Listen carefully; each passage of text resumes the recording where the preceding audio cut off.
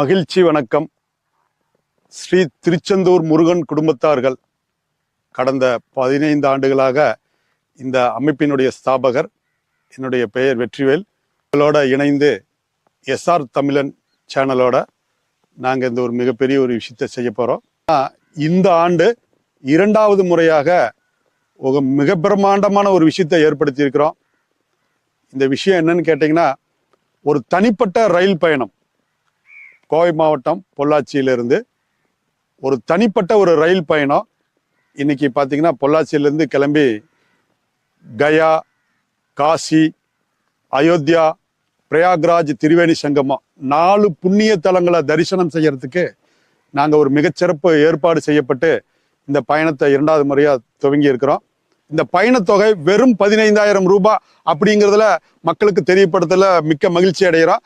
இந்த பயணத்தொகை 15,000, வெறும் 15,000 ரூபாய். இதுல வரக்கூடிய உறவுகளாகட்டும், வர முடியலனாலும் உங்க சொந்த பந்தம், நண்பர்கள், இவர்களுக்கு இந்த தகவலை சொல்லுங்க. இப்படிப்பட்ட ஒரு பயணத்தை இந்த ஏற்பாடு செஞ்சுட்டு இருக்காங்க அப்படிங்கிறது ஸ்ரீ திருச்செந்தூர் முருகன் குடும்பத்தார்கள் வருக வருக என வரவேற்கிறோம்.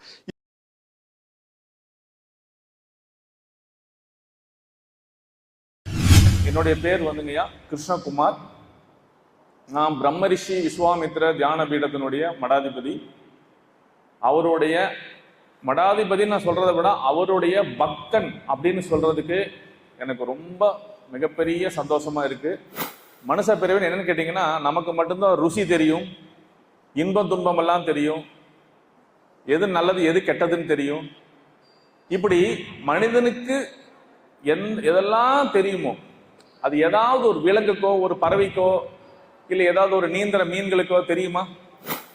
எல்லாரும் கை எடுத்து அதை கொடு, இதை கொடு, பிள்ளைய கொடு, குழந்தைய கொடு, எல்லாமே கொடுப்பான். இறைவன் எல்லாத்துக்கும் எல்லாம் கொடுத்தா வச்சிருக்கான், நம்ம தான் எடுக்கிறது இல்லையே. இந்த மந்திரத்தை தவிர வேற எந்த மந்திரத்தை போய் நீங்க வச்சு மணி சாமி கிட்ட நின்று மணி ஆட்டினா வேஸ்ட். நான் அனுபவிச்சு சொல்றேங்க. நான் இப்போ உங்களோட பேசுறது ஏதோ புக்கு படிச்சு பேசல, எனக்கு படிக்கவே தெரியாது. தெரியுமா உங்களுக்கு? குரு வழி ரொம்ப முக்கியம். இந்த உலகத்துக்கு ஃபர்ஸ்ட் குரு, உலகத்துக்கே முதல் குருன்னு சொன்னா நல்ல சிஷியனை உருவாக்குனவர், நமக்கு நல்ல மந்திரம், பவர்ஃபுல் மந்திரத்தை கொடுத்தவர் தான் நம்ம குருவா ஏத்துக்க முடியும். அது ரெண்டுமே விஸ்வாமித்திரர் கொடுத்துட்டார் இல்லைங்களா? அப்போ இவரை நீங்க குரு வழியை கடந்து போனீங்கன்னா உங்களுடைய கடவுள் பிரார்த்தனை நிவர்த்தி அடையும். நான் எழுதி கொடுக்குறேன், ஒருவேளை நடக்கலைன்னா நீங்க கேட்கறத நான் கொடுத்தேன்.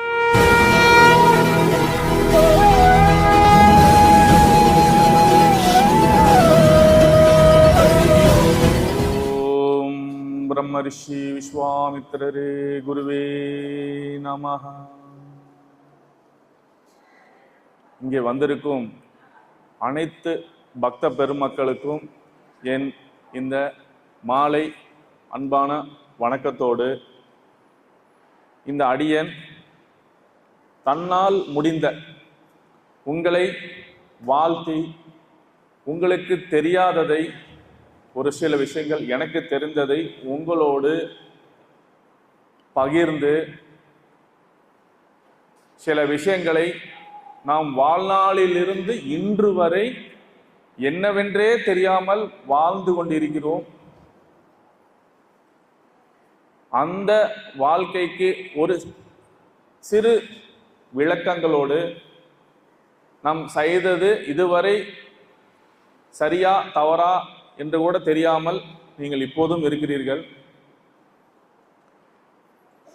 இப்போது எனக்கு தெரிந்த ஒரு சரியான ஒரு விஷயத்தை உங்களுக்கு பகிர்ந்து அளிக்க, உங்களுக்காக கோவையிலிருந்து இந்த நிகழ்ச்சிக்காக மட்டுமே அடியேன் வந்திருக்கிறேன். நீங்கள் எல்லாரும் நன்றாக இருக்க வேண்டும் என்ற ஆழ்ந்த, என் இதயம் கனிந்த ஆழ்ந்த ஒரு மிகப்பெரிய சந்தோஷத்தோடு உங்களுக்கு என்னோட இதயத்துக்குள்ள எவ்வளவு ஆழம் இருக்குமோ அத்தனை ஆழத்துக்குள்ள இருந்து எடுத்து உங்களுக்கு பிளஸ் பண்றதுக்கு, இறைவன் கிட்ட இருந்து வாங்கி கொடுக்கறதுக்கு எனக்கு ஒரு சந்தர்ப்பத்தை நீங்க கொடுத்துருக்கீங்க. அதனால நான் ஓடி வந்து உங்களுக்கு அதை பகிர்ந்து அளிக்க வந்திருக்கிறேன். என்னுடைய பேர் உங்க எல்லாருக்கும் தெரியும், இல்லைன்னா மறுபடியும் நான் ஒரு தடவை சொல்லிடுறேன். என்னுடைய பேர் வந்துங்கய்யா கிருஷ்ணகுமார். நான் பிரம்மரிஷி விஸ்வாமித்ர தியான பீடத்தினுடைய மடாதிபதி.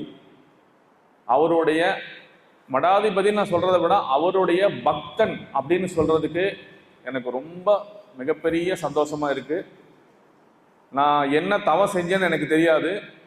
விஸ்வாமித்திரருக்கு நான் வந்து ஒரு சிஷியனா இல்லை ஒரு பக்தனா வருவேன்னு நான் எதிர்பார்க்கவே இல்லை. இந்த உலகத்தில் எனக்கு கிடைச்ச ஒரு மிகப்பெரிய, யாருக்குமே லட்சம் கோடி மக்கள் இருக்கிற பெரிய பெரிய மகான்கள், பெரிய பெரிய பீடாதிபதிகள், பெரிய பெரிய சுவாமிகள், முக்தி அடைஞ்ச சாமிகள், இவங்க எல்லாரும் இருந்தாலும் இந்த இடத்துல அவங்க எல்லாருக்கும் கிடைக்காத ஒரு விஷயம் எனக்கு கிடைச்சிருக்குங்கிறது என்னால் உணர முடியும். அதை உங்களுக்கு நான் ஷேர் பண்ண வந்திருக்கேங்கம்மா. பெரியவங்க இருக்கீங்க, என்னோட வயசுல இருக்கவங்க இருக்கீங்க, என்னோட சின்ன வயசுல இருக்கவங்க இருக்கீங்க. ஸோ நம்ம எல்லாரும் வந்து இந்த இடத்துல ஒரு ஒரு மிகப்பெரிய புண்ணியம் கிடைக்காம நம்ம இப்படி ஒரு மனுஷ பிறவி எடுக்க முடியாது ஃபர்ஸ்ட், இல்லைங்களா? உண்மையா மனுஷ பிறவி என்னன்னு கேட்டீங்கன்னா, நமக்கு மட்டும்தான் ருசி தெரியும், இன்பம் துன்பம் எல்லாம் தெரியும், எது நல்லது எது கெட்டதுன்னு தெரியும். இப்படி மனிதனுக்கு எதெல்லாம் தெரியுமோ அது ஏதாவது ஒரு விலங்குக்கோ ஒரு பறவைக்கோ இல்லை ஏதாவது ஒரு நீந்திர மீன்களுக்கோ தெரியுமா? ருசி தெரியுமா? சுவாரஸ்யம் தெரியுமா? அன்பு தெரியுமா? பாசம் தெரியுமா? டக்குன்னு கண்ணீர் விட தெரியுமா? இப்படி அளவுக்கு அதிகமா எல்லாமே பொக்கிஷமா வச்சிருக்கிறது உடம்பு இந்த மானிடன் பிறவிதான். அப்போ நீங்க எல்லாரும் இங்க வந்திருக்கிற எல்லாரும் பெரும் புண்ணியம் பண்ணதும் காட்டிக்குத்தான் நம்ம மனித பிறவி எடுத்திருக்கோம். உண்மைங்களா? பெரும் பாக்கியம் எடுத்துங்காட்டிக்கு மட்டும்தான் உங்களுக்கு மனித பிறவி கிடைக்கும். ஆனா இவ்வளோ பெரிய பாக்கியம் எடுத்துட்டு வந்துட்டு நமக்கு பத்தலை, சரியில்லை, கோபம், எவ்வளோ விஷயம் இருக்கு. இல்லை எனக்கு இருக்கு, இருந்தாலும் நம்மளுக்குள்ளாரையே உனக்கு கணக்கை போட்டு அதை எது சரி எது தப்புன்னு முடிவு பண்ணிக்கணும். சரிம்மா, எனக்கு கொடுத்துருக்கிற டைம் 1 மணி நேரம் தான். இந்த 1 மணி நேரத்துக்குள்ள உங்களுக்கு நிறைய விஷயங்களை நான் வந்து உங்க உடம்புக்குள்ள மைண்டுக்குள்ள ஏற்றி வச்சுக்கணும். நான் உங்களுக்கு வந்து நான் குருவா இருக்கிறனோ எனக்கு தெரியாது, இல்லை உங்க நண்பனா இருக்கேன்னு எனக்கு தெரியாது, இல்லை உங்க வீட்டு பிள்ளையா இருக்கனான்னு எனக்கு தெரியல. நீங்க எப்படி எடுத்துக்கிட்டாலும் சரி, பட் என்னோட வேலை என்ன, நீங்க தாயா இருந்தாலும் சரி, தந்தையா இருந்தாலும் சரி, இல்லை என்னோட நண்பனா இருந்தாலும் சரி, நான் உங்களுக்கு செய்ய வேண்டியது என்னுடைய பிரார்த்தனை எல்லாம் உங்களுக்கு கொடுத்து நீங்க நல்லா இருக்கணும் அப்படிங்கிறதுக்காகத்தான். இப்போ நீங்க ஒரு மிகப்பெரிய இடம் காசிக்கு போறீங்க அடுத்தது, இல்லைங்களா? எம்பெருமானை வந்து காசியில போய் பார்த்துட்டு வர போறீங்க. இப்போ என்னோட ஒரே ஒரு கேள்விதான், அந்த கேள்விதான் இப்போ ஆரம்பிக்கிறேன் நான் உங்கள்கிட்ட. உங்கள எவ்வளோ பேருக்கு சாமி கும்பிட தெரியும்? சாமி கும்பிட தெரியும்னு சொல்றவங்க கை தூக்குங்க பார்க்கலாம்.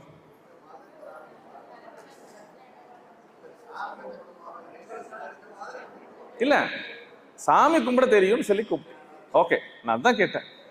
எல்லாருமே சாமி கும்பிடுவோம் இல்லைங்களா? எல்லாருமே சாமி கும்பிடுவோம். ஆனா சாமி இப்படித்தான் கும்பிடுவோம்னு எத்தனை பேருக்கு தெரியும்?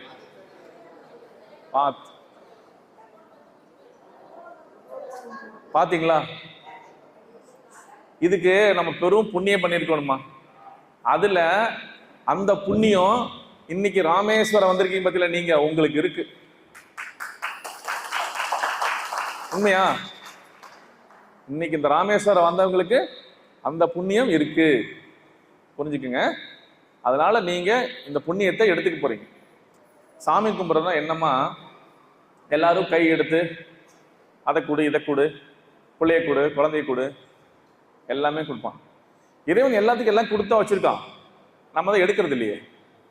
இல்லையாம்மா? நான் ஃபர்ஸ்ட் சொன்னேன் இல்லையா, எல்லா உடம்பு இப்படி வரும்போது இயற்கை என்னென்ன கொடுத்துருக்கான் கடவுள். தண்ணீர், சூரிய பார்த்துக்கோம், தண்ணி கூட எவ்வளவு விஷயங்கள் இருக்கு. ஒரு தீர்த்தம் பாருங்க, 24 தீர்த்தம் போனீங்களா? அங்க ஒவ்வொரு தலையில குளிச்சுட்டு ஒரு மடக்கு குடிச்சிங்களா? குடிச்சோம்னா தான், குளிக்கும் போது தண்ணியை குடிச்சிங்கன்னா சளி பிடிக்காது, சரிங்களா?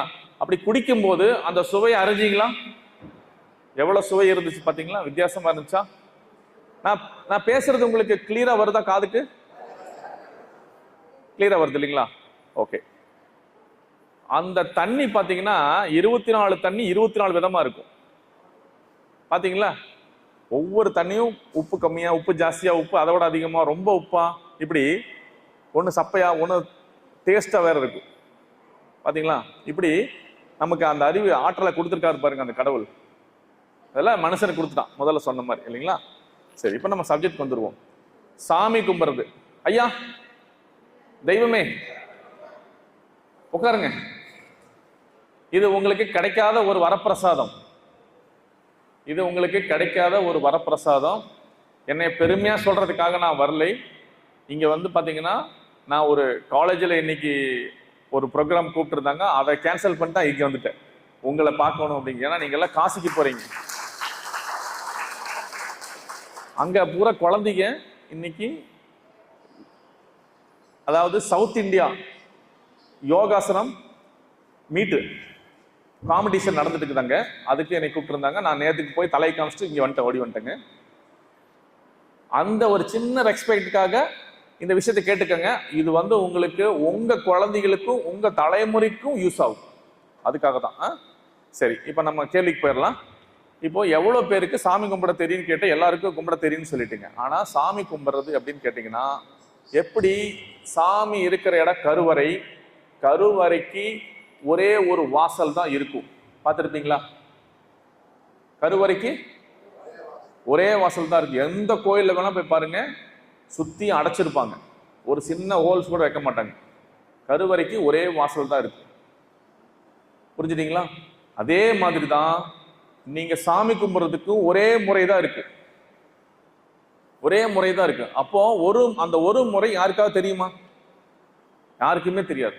எல்லாரும் சாமி கும்பிட போகும்போது அழுவீங்க, இல்லைங்களா? கஷ்டம் வந்துச்சுன்னா சாமியை போட்டு திட்டிடுவீங்க, என்னை மட்டும் சோதிக்கிறான் அப்படின்னு. சாமி உங்களை மட்டும் சோதிக்கலாமா? அவரு சோதிக்கிறது இல்லை, நீங்க சோதனையை ஏற்படுத்திக்கிட்டீங்க. சோதனையை நீங்க ஏற்படுத்திக்கிட்டீங்க. அதனால அவரை குத்த சொல்லக்கூடாது. அவரு சகல செல்வத்தையும் இந்த ஊர்ல வச்சிருக்கான், உலகத்துல வச்சிருக்கான்.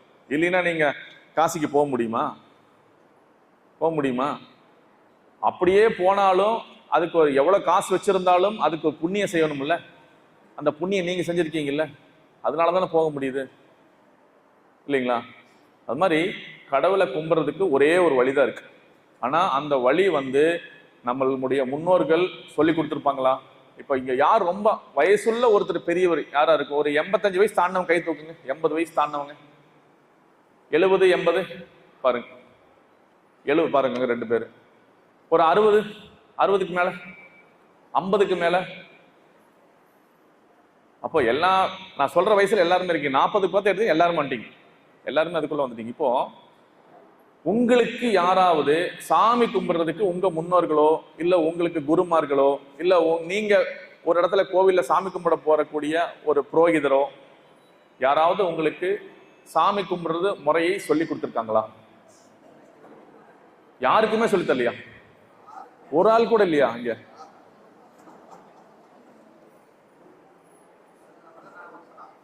ஒரு ஆள் கூட இல்லைங்களா? அட பகவானே, இப்பதான் நான் சாமி திட்ட வேண்டியதா இருக்கு.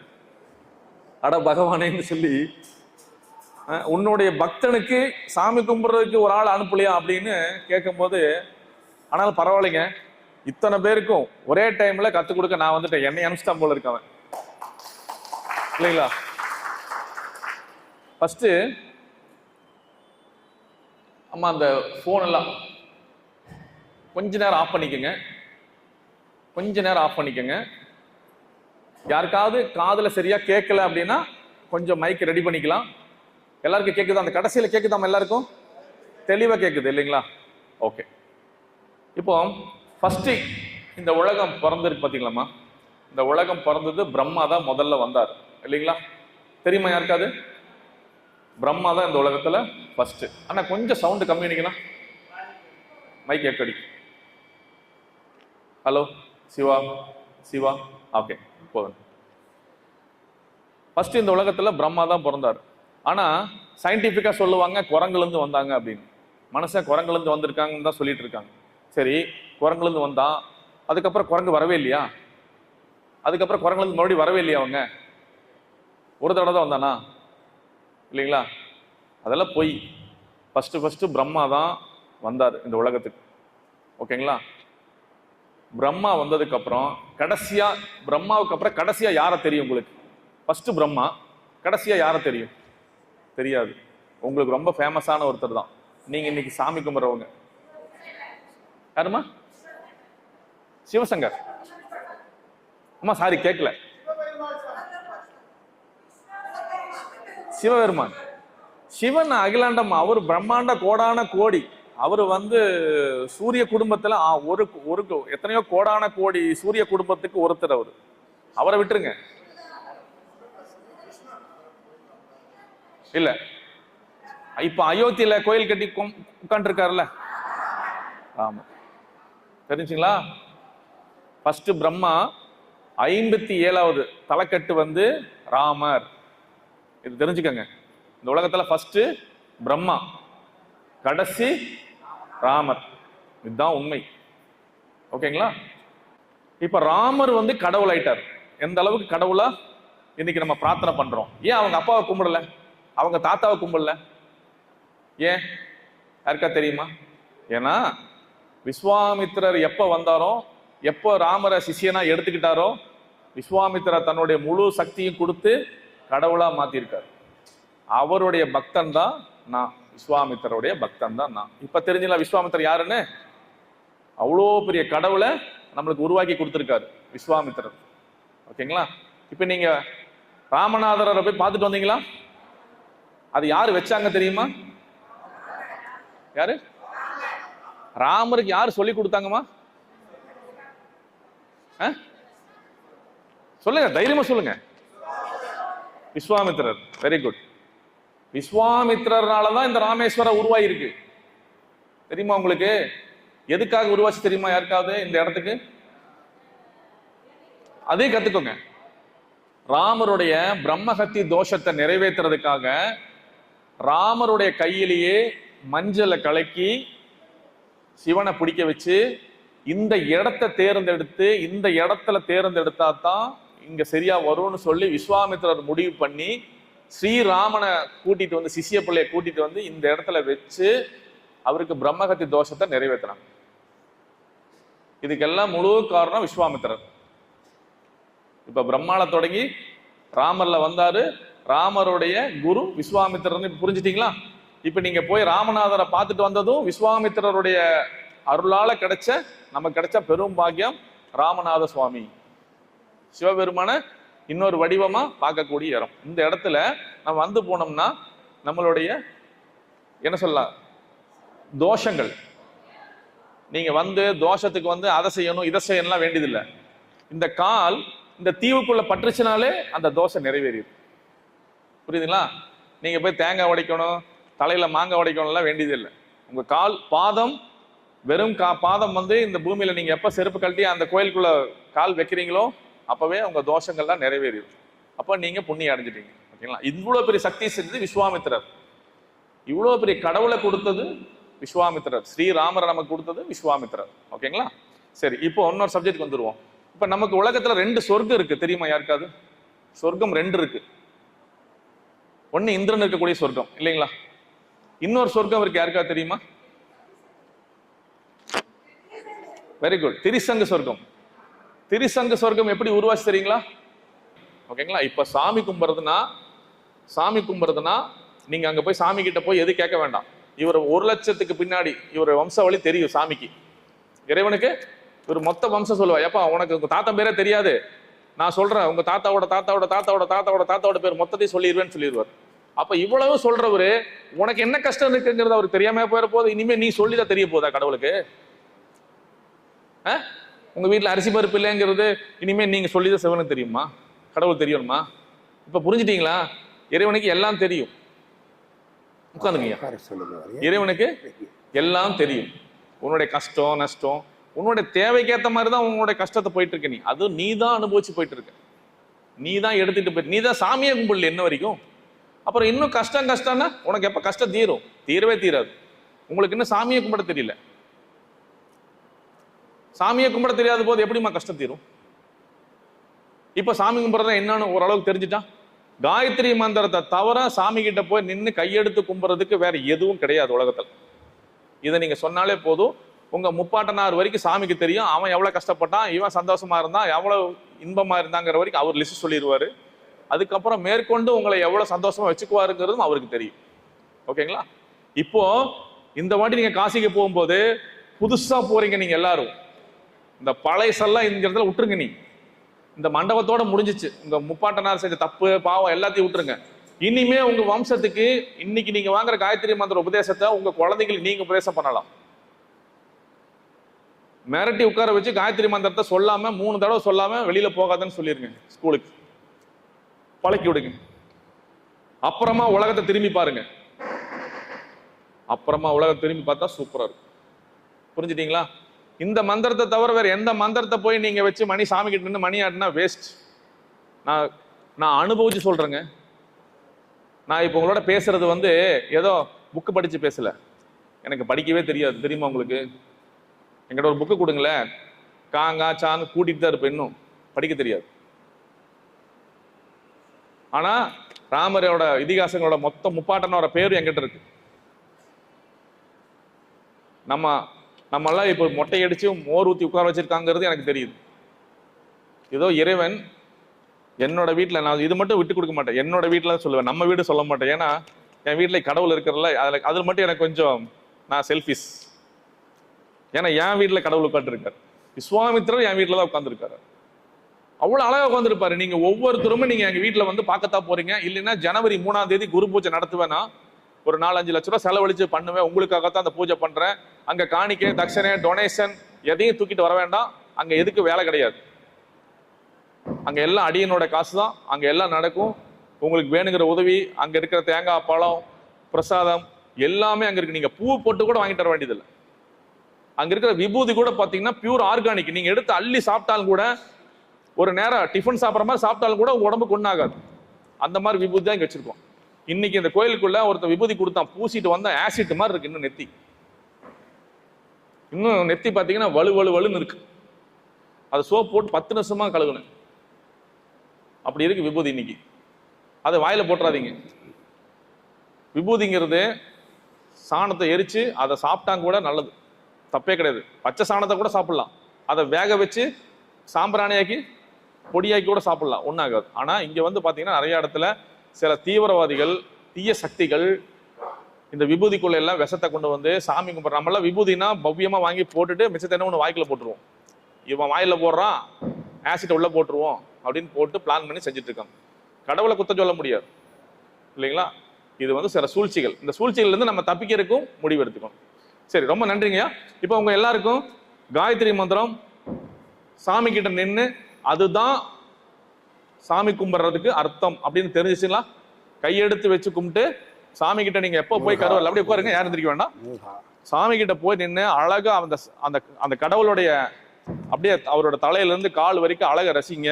அந்த இறைவனை நல்லா உள்வாங்குங்க. கடவுள்னா எவ்வளோ பெரிய விஷயங்கிறது முதல்ல தெரிஞ்சுக்காங்க. ஒரு சூரிய குடும்பத்துக்கு எப்படி ஒரு 10-15 கோள், ஒரு ஆயிரக்கணக்கான நட்சத்திரத்திலிருந்து ஒரு ஒரு ஒரு கேலக்சியா இருக்கோ, அது மாதிரி லட்சம் கேலக்சியை சேர்த்தனாலும் கூட நம்மளோட சிவனுக்கு ஈடாகாது. அப்போ என்ன சைஸ் உங்களால பிரமிக்கவே முடியாது. அவரை நம்ம போய் சாதாரண பக்கத்து வீட்டுக்கார மாதிரி நினைக்காதீங்க. அது நினைச்சு அவர் சிவனை நினைச்சு பார்க்க முடியாத அளவுக்கு. அதனால அங்க போற எந்த கோயிலுக்கு போனாலும், நீங்க காசிக்கு போறீங்க, இந்த வாட்டி காசிக்கு போய் நீங்க என்ன பண்ண போறீங்க? கையெடுத்து நின்று அங்க போய் காசி விஸ்வநாதரை பார்த்து அப்படியே அழகா கண்ணு மூடி சந்தோஷமா சிரிச்சு மனசார ஆனந்தமா நின்று ஓம் பூர்புவஸ்ஸுவஹ தத்சவிதுர்வரேண்யம் பர்கோ தேவஸ்ய தீமஹி தியோ யோ நஹ பிரச்சோதயாத் அப்படின்னு ஒரு தடவை சொன்னாலும் சரி, அவரை பார்க்குற நேரம் பூரா ஒரு 3 டைம் சொல்ற டைம் கிடைச்சாலும் சரி, இல்லை நீங்க ஓரமா நின்று சொல்லிட்டு இருங்கன்னு சொன்னாலும் சந்தோஷமா நின்று அவங்க துரத்துற வரைக்கும் நின்று சொல்லிட்டு இருங்க. இதுதான் சாமி கும்பிட்றது. அதை விட்டு போட்டு உங்க பிரச்சனையை போய் அங்க சொல்லிட்டு இருக்காதீங்க, மறுபடியும் பிரச்சனை பெருசாயிடும். சரிங்களா? ரொம்ப சந்தோஷம். இவ்வளவு அழகா நீங்க பொறுமையா கேட்பீங்க நான் நினைச்ச கூட பார்க்கல. நான் லாஸ்டா சொன்னது பாத்தீங்கன்னா, இறைவனுடைய வழிபாட்டு கிட்ட கருவறை கிட்ட போகும்போது நம்ம காயத்ரி மந்திரத்தை சொல்லணுங்கிற வரைக்கும் நீங்க தெரிஞ்சுக்கிட்டீங்க இல்லையா? இப்ப விஸ்வாமித்திரர் கொடுத்த இந்த காயத்ரி மந்திரம் தான் சாமி கும்பிட்றதுக்கு முக்கியமான ஒரு மந்திரம் அப்படின்னு நீங்க தெரிஞ்சுக்கிட்டீங்க இல்லைங்களா? இந்த மந்திரத்தை யாரு சொன்னாலும் இறைவன் வருவார். அதனாலதான் இப்போ கருவறை கிட்ட போனீங்கன்னா கருவறையில உள்ள என்ன இருக்கும்? சாமி இருப்பாங்க. சாமி சிலையா இருக்கு. சாமி சிலை இருக்கும். அதுக்குள்ள இறைவன் இருக்காங்கிறது உங்களுக்கு தெரியுமா? தெரியுமா? கருவறை இருக்கும், சிலை இருக்கும். என்ன சாமி எப்போதுமே சும்மா நிப்பாருங்க? யாராவது கூப்பிட்டா தானே வருவாரு. சாமியை சிவசிவான்னு கூப்பிட்டா வந்துருவாரா? வரமாட்டார். புரிஞ்சுட்டீங்களா? நீங்க சாமி சாமி கும்பிட்றதுக்கு கத்திருக்கீங்க. ஆனா சாமி கும்பிட்டா என்ன நடக்குங்கிறது நான் இன்னும் சொல்லல. நீங்க சாமி கும்பிட கத்துக்கிட்டீங்க. சாமி கும்பிட கத்துக்கிட்டதுக்கு அப்புறம் நீங்க போய் சாமி கும்பிடும் போது அங்க என்ன நடக்குங்கிற விஷயத்த இப்ப நான் சொல்ல போறேன். ஓகேங்களா? இப்போ கருவறை இருக்கும், அங்க உள்ள சிலை இருக்கும், விக்கிரகம் இருக்கும். எல்லா கோயிலையும் விக்கிரகம் தான் இருக்கும். பார்த்துருப்பீங்க இல்லையா? அது உள்ள என்ன சொல்லுவாங்க? அபிஷேகம் விக்கிரகத்துக்கு பண்ணணும்னு சொல்லி தான் வாங்குவாங்க. எப்பெல்லாம் நீங்க ஒரு போய் சாமி கருவறை நின்று காயத்ரி மந்திரத்தை நீங்க சொல்றீங்களோ அப்போ அந்த கருவறையில் இருக்கக்கூடிய விக்கிரகத்துக்கு அந்த கடவுள் இறங்குவார். இறங்கின உடனே உங்களை பார்ப்பார். அப்பதான் உங்களையே பார்ப்பார். அப்பதான் நீங்க யாரு என்ன உங்க எஸ்டிடி ஃபுல்லா எடுத்துப்பார். அதுக்கப்புறம் தான் உங்களுக்கு என்ன செய்யணும், என்ன பண்ணணுங்கிறத கொடுப்பார். அதுக்கு முன்னாடி நீங்க எதுவும் கேட்க வேண்டியதில்லை. எனக்கு படிப்பை கொடு, அறிவை கொடு, ஆற்றலை கொடு, எல்லாம் கொடுத்துட்டாரு. நம்ம படிக்கும்போது படிக்கல இல்லைங்களா? படிக்கும்போது என்னையுமே எடுத்துக்க, நான் உங்களை சொல்லலை, என்னையுமே எடுத்துக்க, என்னை போட்டு மிதி மிதிச்சாங்க. ஆனா அப்ப படிக்கல. புரிஞ்சுட்டீங்களா? படிக்கும்போது படிக்கல. சரிங்களா? நம்ம எல்லாமே கிடைக்கும் போது எடுக்கிறது இல்லை. எல்லாத்தையும் விட்டு போட்டு அப்புறம் தான் வருத்தப்படுவோம். இப்பதான் இதான் கண்டிஷன்ல போயிட்டு இருக்கு நம்ம கண்டிஷன். சரிங்களா? ஓகே. இப்போ விக்கிரகம் காயத்ரி மந்திரத்தை சொன்ன உடனே இறைவன் சாமி கும்பிட்றான். அந்த இடத்துல நீங்க உங்களுக்கு வேணுங்கிற வரம் கிடைக்கும். இதுக்கு முன்னாடி நடுவுல நீங்க ரொம்ப முக்கியமா தெரிஞ்சுக்கிறது, இதை எப்படி கத்துக்கிட்டீங்கன்னு இறைவன் பார்ப்பார். வந்துட்டாரா இறைவன்? என்னைய கூப்பிடுற அளவுக்கு இவங்களுக்கு தகுதி எப்படி கிடைச்சிச்சுன்னு கேட்பாரா இல்லையா? அதுக்கு நம்ம இந்த உடம்புக்கு அந்த அருகதி எங்கிருந்து வந்துச்சுங்கிற விஷயத்த நம்ம சொல்லணும். குருவான பிரம்மரிஷி விஸ்வாமித்ரால் கொடுக்கப்பட்ட காயத்ரி மந்திரத்தால நான் உங்களை வர வச்சு என்னை ஆசீர்வாதம் பண்ணுங்கன்னு சொல்லணும். புரிஞ்சுட்டீங்களா? அதுக்கு குரு நமஸ்காரம் பண்ணி காயத்ரி மந்திரத்தை சொன்னீங்கன்னா உங்களுடைய பலன் முழுசா கிடைக்கும். நீங்க எவ்வளவு சேலஞ்ச் பண்றீங்க இதுக்கு? இப்ப ஐயா சொன்னார் தெரியுமா, கடவுளை பார்த்திருக்கீங்களான்னு. நான் பார்த்திருக்கேன். நான் மேல உட்கார்ந்து சொல்லக்கூடாது. நான் பார்க்கல, டெய்லி பார்த்துட்டு இருக்கேன். இறைவன் என் வீட்டுக்குள்ளதான் இருக்கார்.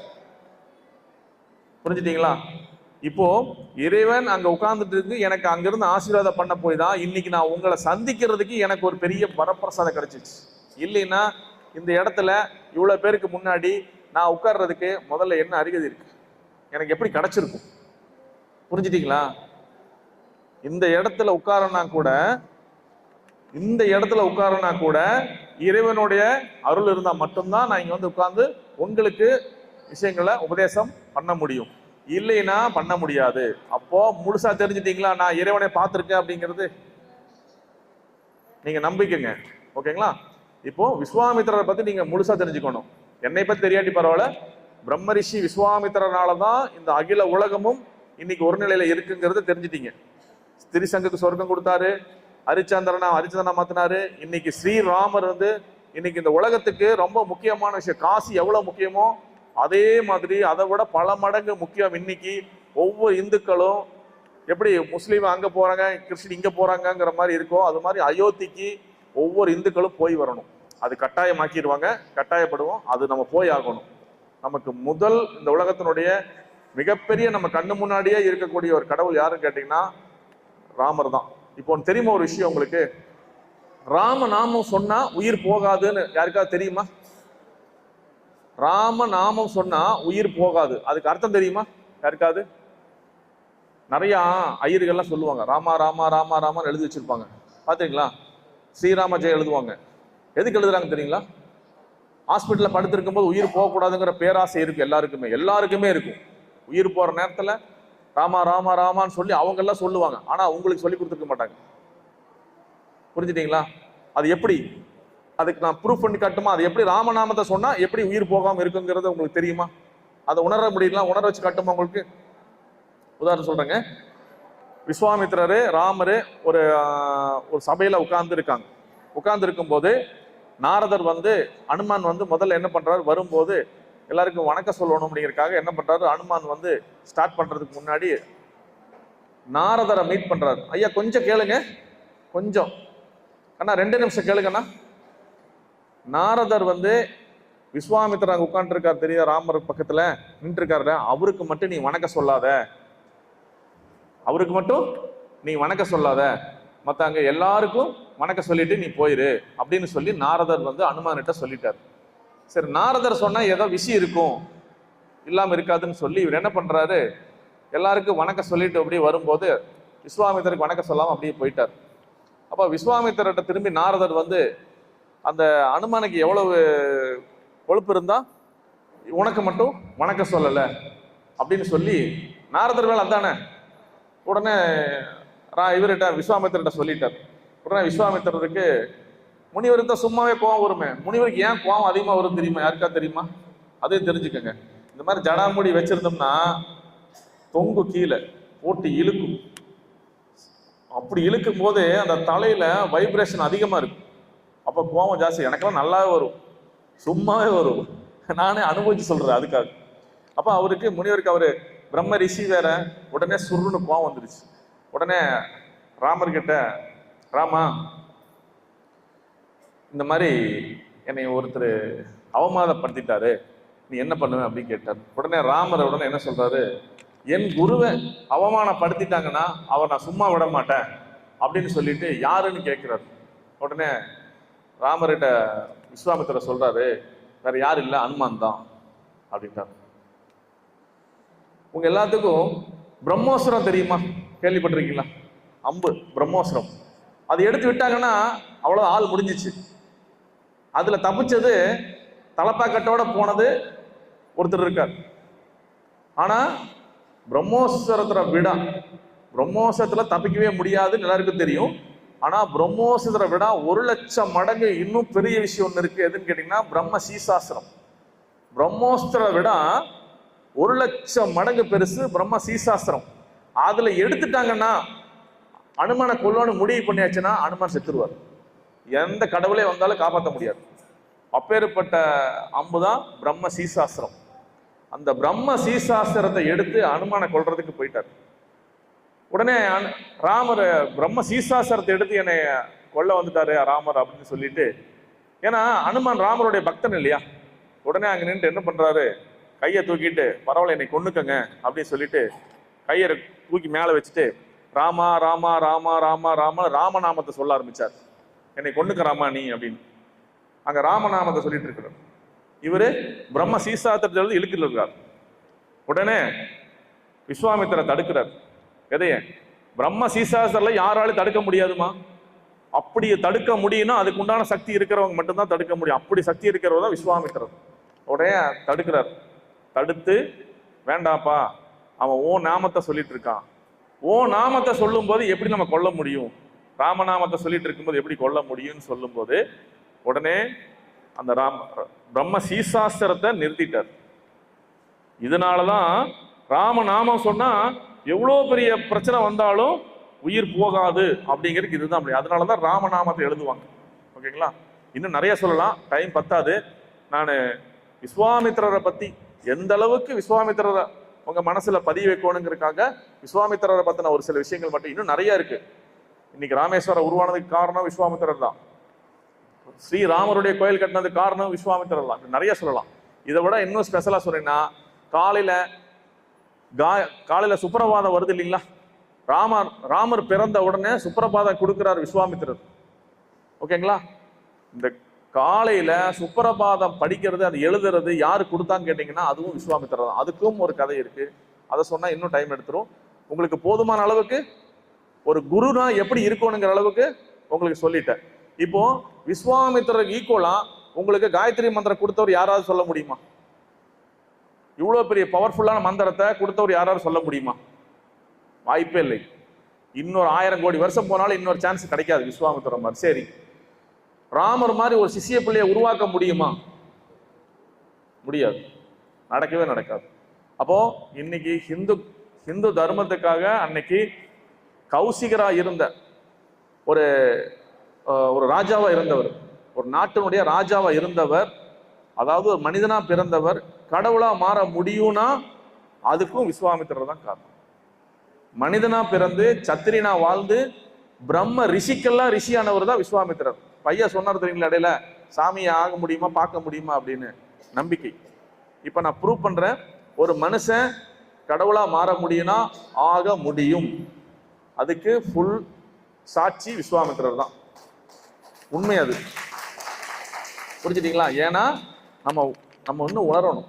நம்மளை ஆழ்ந்து உணர்ந்து நம்ம யாருன்னு தெரிஞ்சாதான் நம்ம என்ன பண்ண முடியுங்கிறது தெரியும். சரிங்களா? அப்போ இது உலகத்துல ரொம்ப நம்ம தெரிஞ்சுக்க வேண்டிய விஷயம் என்னன்னு கேட்டீங்கன்னா, குரு வழி ரொம்ப முக்கியம். இந்த உலகத்துக்கு ஃபர்ஸ்ட் குரு, உலகத்துக்கே முதல் குருன்னு சொன்னா நல்ல சிஷியனை உருவாக்குனவரு, நமக்கு நல்ல மந்திரம், பவர்ஃபுல் மந்திரத்தை கொடுத்தவர் தான் நம்ம குருவா ஏத்துக்க முடியும். அது ரெண்டுமே விஸ்வாமித்திரர் கொடுத்துட்டார் இல்லைங்களா? அப்போ இவரை நீங்க குரு வழியை கடந்து போனீங்கன்னா உங்களுடைய கடவுள் பிரார்த்தனை நிவர்த்தி அடையும். நான் எழுதி கொடுக்குறேன், ஒருவேளை நடக்கலைன்னா நீங்க கேட்கறத நான் கொடுத்தேன். நீங்க என்ன எதிர்பார்க்குறீங்களோ அந்த எதிர்பார்ப்பை நான் உங்க கையில இருந்து கொடுத்தேன். ஓகேங்களா? ஏன் சொல்றேன்னா, இதை அனுபவிச்சுக்கிறதுனால நான் உங்களுக்கு சொல்றேன். அதுக்காக தான் நான் இங்க வந்தது. சரிங்களா? சரி, இப்போ நம்ம நேரா காயத்ரி மந்திரம் கத்துக்குவோம். ஒரு 10 டைம்ஸ் நான் 10 டைம் உங்களுக்கு சொல்லித்தரேன். நீங்க அப்படியே எல்லாரும் ஒரே மாதிரி சொல்லுங்க. சரிங்களா? ஓம் பூர்புவஸ்ஸுவஹ தத்சவிதுர்வரேண்யம் भर्गो देवस्य धीमहि धियो यो नः प्रचोदयात्. சொல்லுங்க. ஓம் ஓம் ஓர் புவ ஸ்வஹா தத் சவிதுர் வரேண்யம் भर्गो देवस्य धीमहि धियो यो नः प्रचोदयात्. ओम भूर्भुव स्वः तत् सवितुर् वरेण्यं भर्गो देवस्य धीमहि धियो यो नः प्रचोदयात्. எப்பேற்பட்ட விஷயத்தை செஞ்சிருக்கன்னு பாருங்க. படிச்சவங்க படிக்காதவங்க எல்லாம் இருக்காங்க. யாரும் வேலை இல்லாம இல்லைங்க, எல்லாம் வெல் டு டு. ஐயா சாமி இருக்காங்க பாருங்க, கிருஷ்ணசாமி ஐயா, அவங்களுடைய இதை நீங்க ஹிஸ்டரி எடுத்து பாருங்க. கோயம்புத்தூர்ல எப்பேற்பட்ட வசதிக்காரங்கன்னு தெரியுங்களா உங்களுக்கு? பாருங்க, நமக்காக வந்திருக்காங்க. பணம் காசு கொடுத்து வரலீங்க ஐயா, நம்மளுடைய அன்புக்காக வந்திருக்கிறாங்க.